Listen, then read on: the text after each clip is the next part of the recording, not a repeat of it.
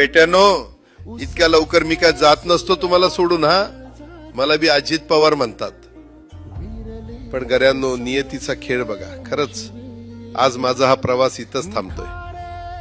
मी नेहमी म्हणायचो राजकारण आपल्या जागी आहे, पण काम महत्वाचं. लोकांनी मला कामाचा माणूस म्हटलं, तीच माझ्या आयुष्याची सर्वात मोठी कमाई होती.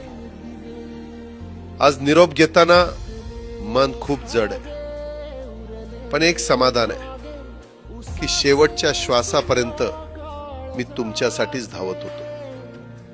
मी तुम्हाला शब्द दिला होता, जोपर्यंत माझे हातपाय चालतात तोपर्यंत तुमचं भलं करण्यासाठी मी झटत राहील.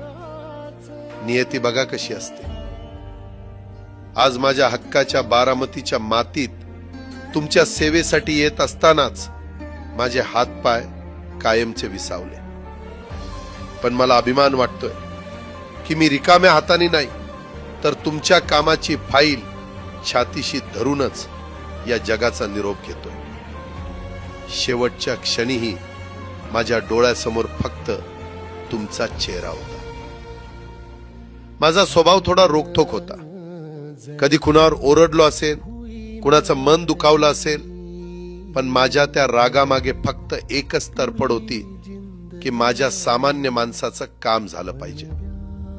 सत्तेसाठी नाही, तर तुमच्या हक्कासाठी मी नेहमीच दादा म्हणून उभा राहिलो.